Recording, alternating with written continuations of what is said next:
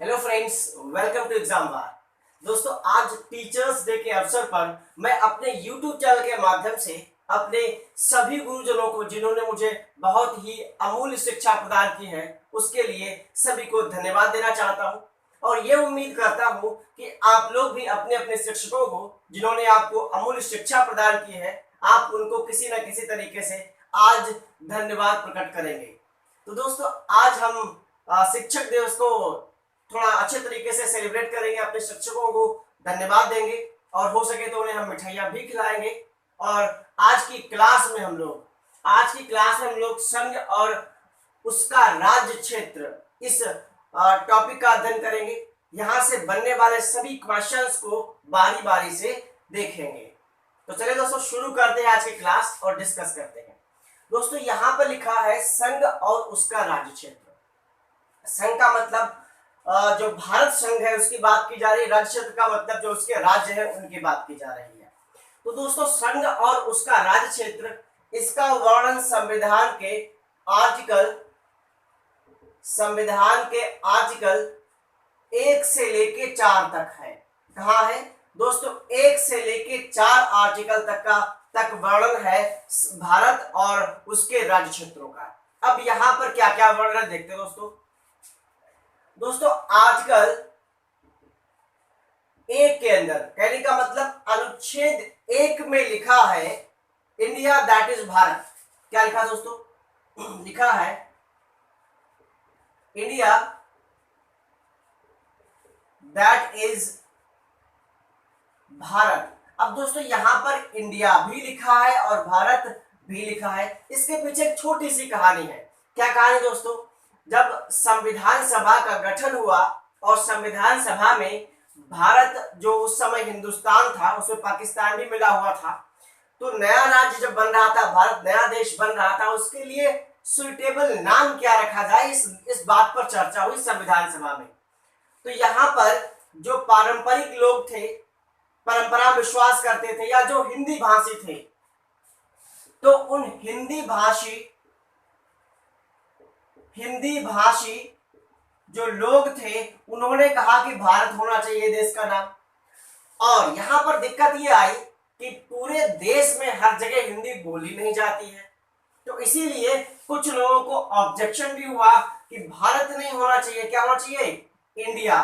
कुछ लोगों को यह ऑब्जेक्शन हुआ कि एक नया नाम, आधुनिक नाम इंडिया होना चाहिए। और ये वो लोग हैं जो हिंदी नहीं समझते, स्पेशली साउथ। स्पेशली कहाँ के हैं दोस्तों? ये साउथ के प्रदेश है, जैसे केरल हुआ, कर्नाटका हुआ, तमिलनाडु हुआ। ये कुछ ऐसे प्रदेश है जहां पर हिंदी नहीं चलती है।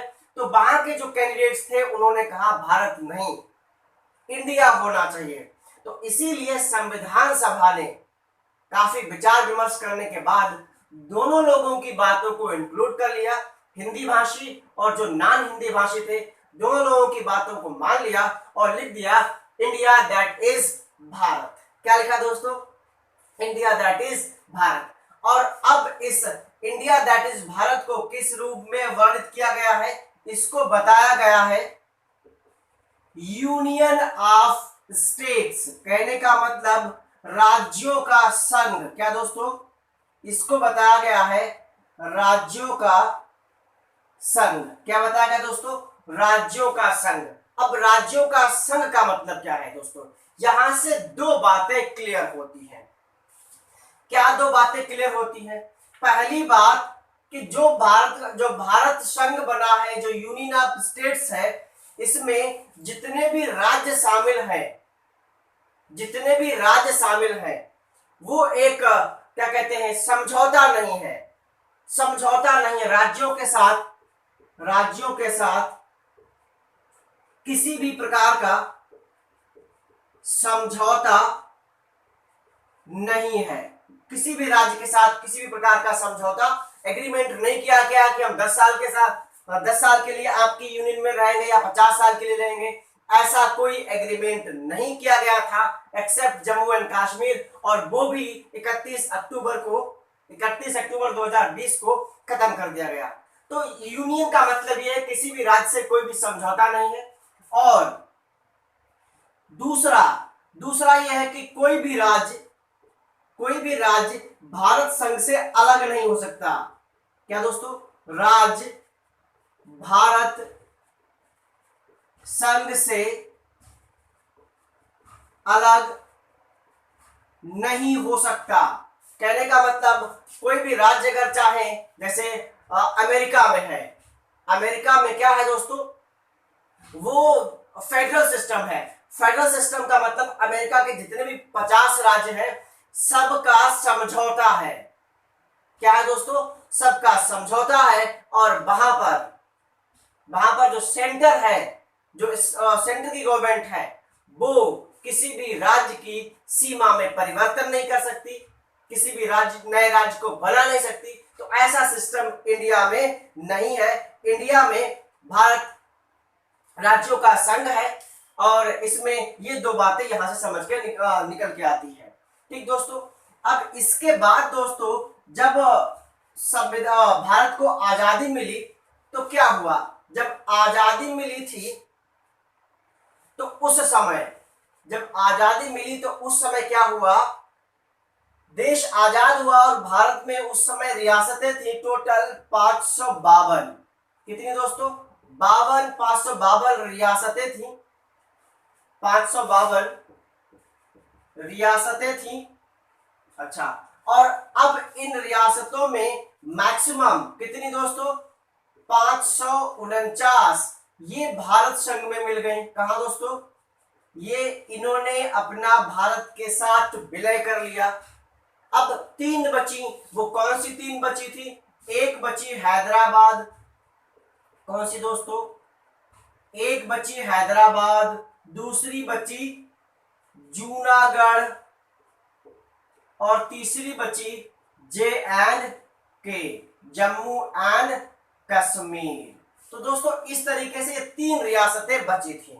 अब 3 रियासतें बची तो इसको, इन तीनों रियासतों को भारत में कैसे मिलाया जाए, इस बात पे थोड़ा विचार किया गया और सरदार वल्लभ भाई पटेल के नेतृत्व में देखो हैदराबाद को पुलिस कार्रवाई, क्या दोस्तों?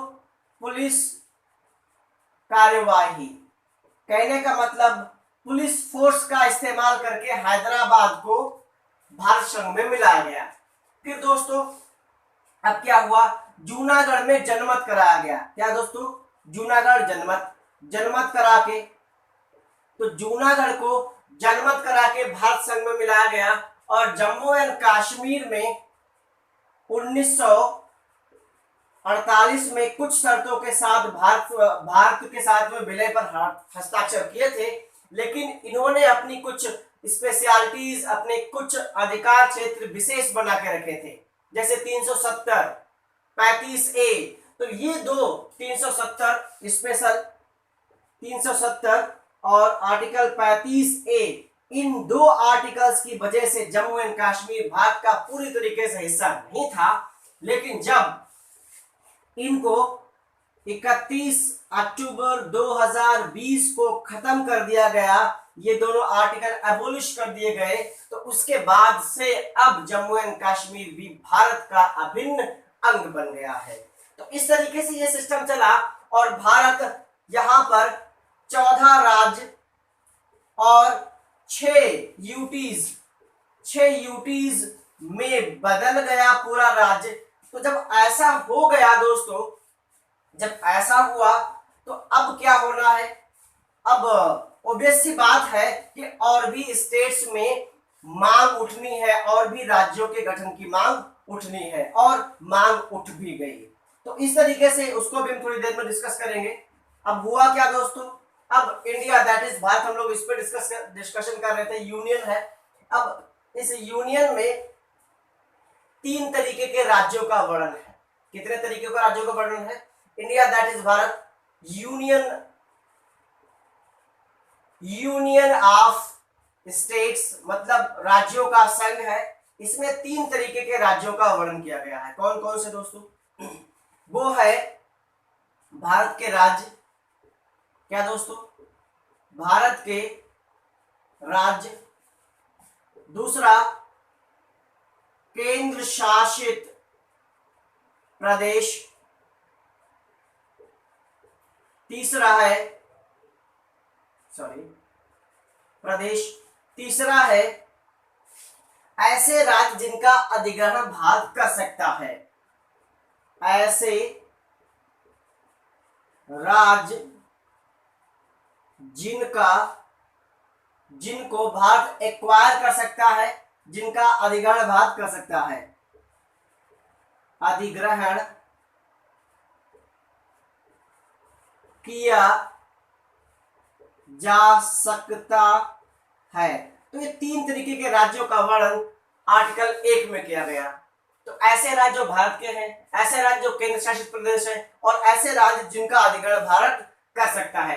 अधिग्रहण वो किसी दूसरे देश से गिफ्ट लेके कर सकता है, लीज पर ले सकता है, कोई संधि करके कोई दूसरा विदेशी राज्य ले सकता है। तो ऐसे राज्यों का, और ऐसे राज्यों के उदाहरण जैसे सिक्किम, गोवा, पौंडीचेरी, दमन दीव, ये ऐसे राज्य हैं जिनका बाद में अधिग्रहण किया गया। तो इतना वर्णन आर्टिकल 1 कहता है। और दोस्तों जितने भी भारत में प्रेजेंट टाइम पे 28 राज्य और 8 केंद्र शासित प्रदेश, कहने का मतलब यूटीज है, इन सभी का वर्णन है अनुसूची, कहा दोस्तों, अनुसूची 1 में। कहा दोस्तों वर्णन है अनुसूची 1 में। जब भी किसी राज्य की सीमा बदली जाएगी, कोई नया राज्य भारत में मिलाया जाएगा, या किसी को कोई भूखंड दिया जाएगा, तो सीधा सीधा परिवर्तन अनुसूची 1 में होगा, क्योंकि ये राज्यों का वर्णन करती है, केंद्र शासित प्रदेशों का वर्णन करती है। तो कुल मिलाकर यहां से भी प्रश्न बनता है कि अगर किसी दूसरे राज्य को भारत में मिलाया गया तो किस अनुसूची में परिवर्तन किया जाएगा? दोस्तों अनुसूची 1 में परिवर्तन किया जाएगा। तो दोस्तों इतना मटेरियल लिखा है, इतनी चीजें लिखी है आर्टिकल 1 में। अब आर्टिकल 2 देखते हैं। आर्टिकल 2 में क्या लिखा है? दोस्तों आर्टिकल 2 में लिखा है भारत को 2 तरीके की शक्तियां दी गई हैं। आर्टिकल 2 में भारत को 2 तरीके की शक्तियां दी गई हैं। क्या? किसी विदेशी राज्य को भारत संघ में मिलाना। दोस्तों पहली शक्ति ये दी गई है। तो कोई भी अगर विदेशी राज्य है, कोई भी विदेशी जो क्षेत्र है, उसका अधिग्रहण भारत करता है, चाहे वो संधि के माध्यम से करे, चाहे उपहार में ले, या चाहे लीज पर ले, तो इसका वर्णन है आर्टिकल 2 में। इसके साथ ही साथ एक चीज और है, भारत जिन राज्यों का इनका अधिग्रहण कर रहा है उनकी सीमा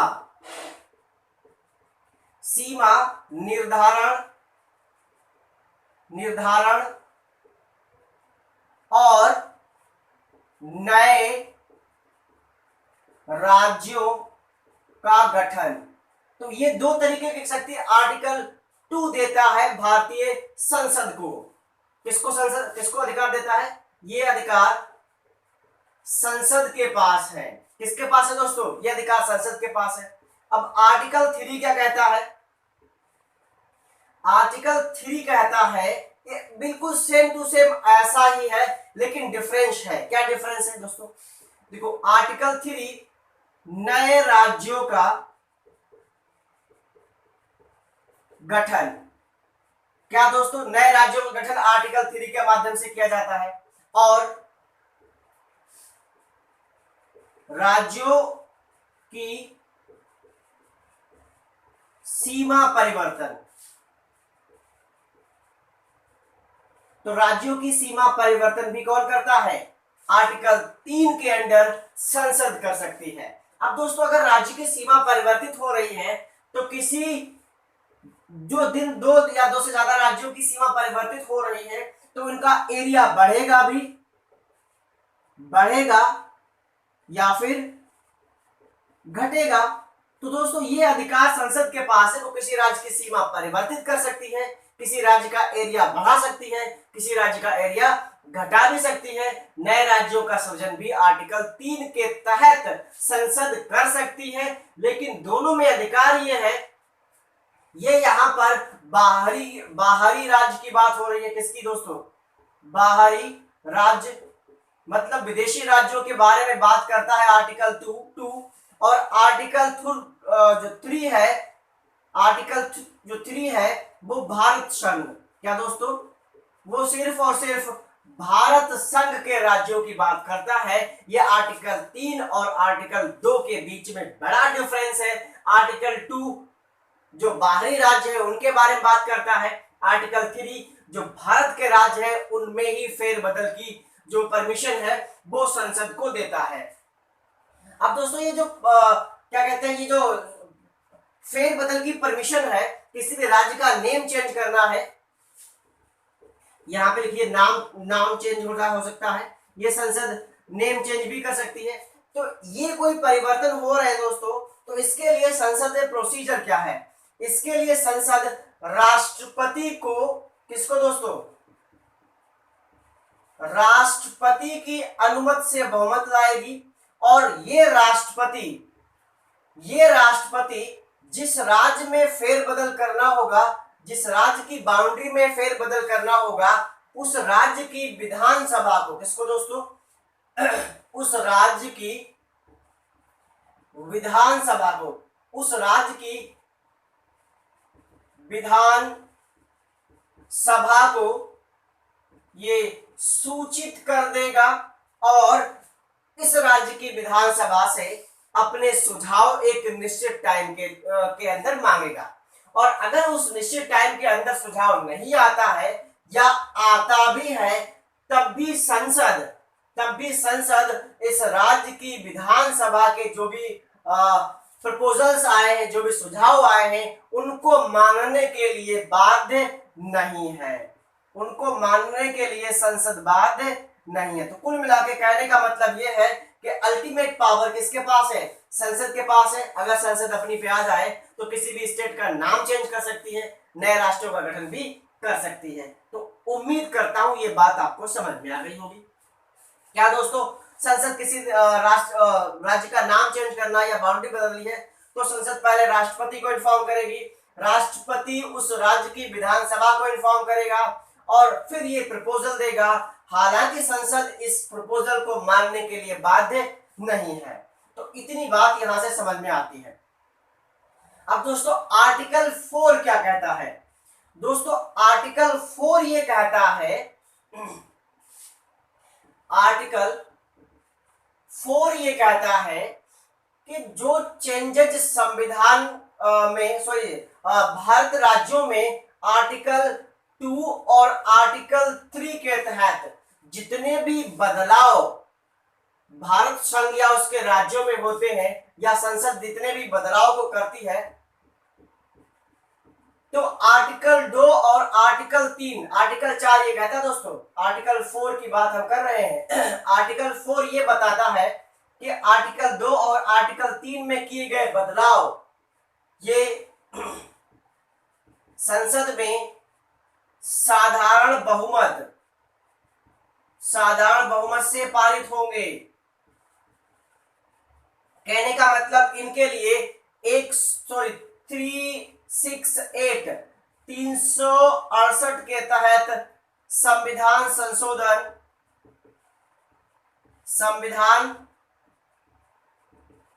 संशोधन की जरूरत नहीं है। आर्टिकल 2 और आर्टिकल 3 को अप्लाई करने के लिए साधारण बहुमत चाहिए, संविधान संशोधन की जरूरत नहीं है। अब यहां पे मसला ये फंसा, एक मसला यहां पर फंस गया।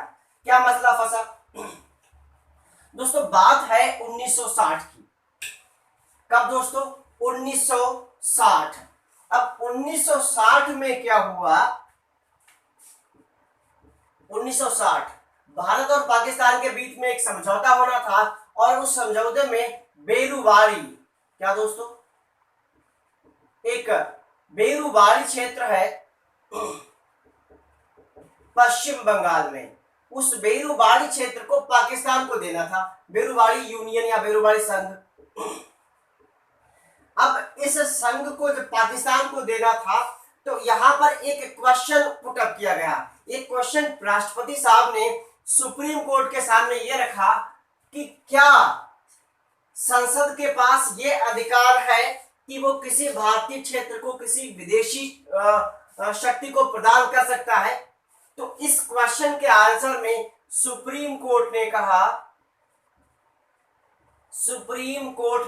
नो। सुप्रीम कोर्ट ने कहा कि संसद के पास आर्टिकल 2, आर्टिकल 3 या आर्टिकल 4 के तहत, स्पेशली आर्टिकल 3 के तहत ये अधिकार नहीं है कि वो किसी देशी राज्य को, किसी भारतीय राज्य को किसी विदेशी शक्ति को सौंप दे। ऐसा करने के लिए, और सुप्रीम कोर्ट ने ये कहा कि ऐसा करने के लिए राज्य को सौंपने के लिए, राज्य को सेड या सौंपने के लिए या बाहर निकालने के लिए, सौंपने के लिए आर्टिकल 368 के तहत, आर्टिकल 368 के तहत संविधान संशोधन करना पड़ेगा। क्या करना पड़ेगा दोस्तों? संविधान संशोधन करना पड़ेगा, तब आप उस राज्य को दे पाएंगे। तो इसी के लिए नवा संविधान संशोधन किया गया। कौन सा दोस्तों? नवा संविधान संशोधन किया गया। और जो वेरुबाड़ी क्षेत्र है, संघ क्षेत्र है, इसको पाकिस्तान को दे दिया गया और यह संशोधन हुआ था 1960 में। तो दोस्तों ये केस भी इंपॉर्टेंट है, इसको आप थोड़ा याद रखिएगा, कई बार एग्जाम से पूछा जा चुका है, पूछ लिया जाता है।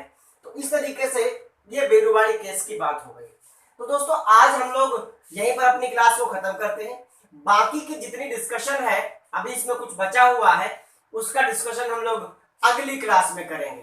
तब तक के लिए आप लोग बने रहिए एग्जाम बार के साथ में और एंजॉय करते रहिए हर एक क्लास को।